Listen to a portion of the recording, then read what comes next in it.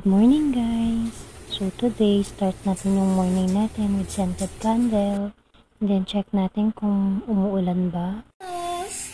Good morning, dog. Morning. Morning. So pagkatapos kong kulitin yung dog ko, ito maglalaga lang ako ng itlog. Kinuha ko yung maliit na kasarola, pati yung takip niya. Tapos lalagyan ko lang to ng tubig. Maglalaga ako pala ng 3 itlog. Para diet lang, ito lang yung kakainin ko. Pero na-realize ko ay magdagdag pa ako ng 3 para hindi sayang sa kuryente. Sabay-sabay na siya. Hindi naman niya masisira basta nasa ref. Tapos ito, hinugasan ko lang. Tapos isasalang ko na siya. Siset ko yan ng 300. Tapos ito pala yung tinapay na binili namin ni Habi. Pagkatapos namin kumain ng alas 3 ng madaling araw sa McDo. So, ito ay pandesal. Mainit pa yan nung binili namin. 15 pieces na hot pandesal sa Pande Manila. Tapos, ito meron ketchup na natira namin sa McDo. Kaya, inuwi na lang na to hanggang hapunan. Kasi pupunta din si Javi sa office nila sa Alabang. So, kailangan niya ng pagkain talaga. So, ayan, taka lang muna kung hanggang 4. Tapos, huhugasan ko na yan.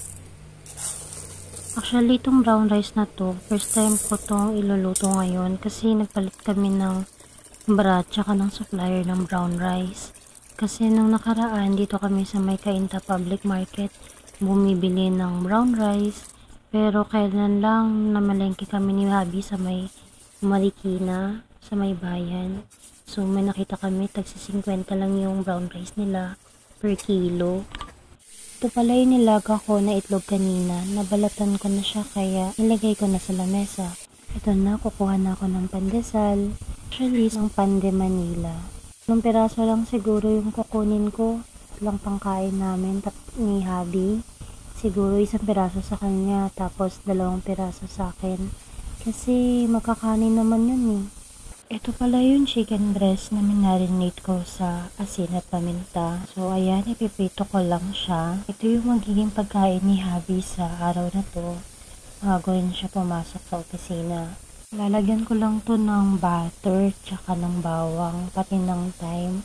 Pero dahil wala naman akong butter na meron dito sa bahay, ang lalagay ko na lang siguro sa kanya is yung margarine na nasa rep namin. So, hanapin ko muna siya. Pero this time, kunin ko muna yung Eden cheese.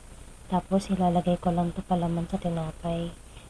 Favorite ko pala tong Eden cheese na palaman sa tinapay. Pero madalas sa ulam ko to nilalagay o kaya pinapapak ko lang. So, yun, di ko na siya ibabalik sa box niya kasi madumi yun. Binuksan ko nga tong tinapay para lagyan ko na siya ng cheese sa loob. Pero alam nyo, kailangan nyo mag-ingat dito sa tinapay ng Pande Manila. Kasi mabilis yan masira pag binubuksan. Tara, balik tayo sa chicken breast na piniprito ko. So, hinugasan ko lang yung pan, tapos pinainitan.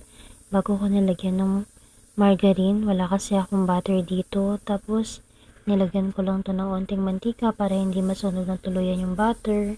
Tapos, lalagay ko na yung bawang. Ang goal dito, hindi masunog yung bawang. Kasi kapag nasunog yung bawang, hindi na siya makakain kasi mapait na siya. So, nilagay ko na itong manok. Tapos, lalagyan ko lang to ng mga seasoning. So, inuna ko na itong thyme. Tsaka black pepper. Tapos, itong rosemary leaves. Tapos, meron din itong Himalayan salt. Wala nang halang laman. Tapos, hinalo-halo ko lang yan.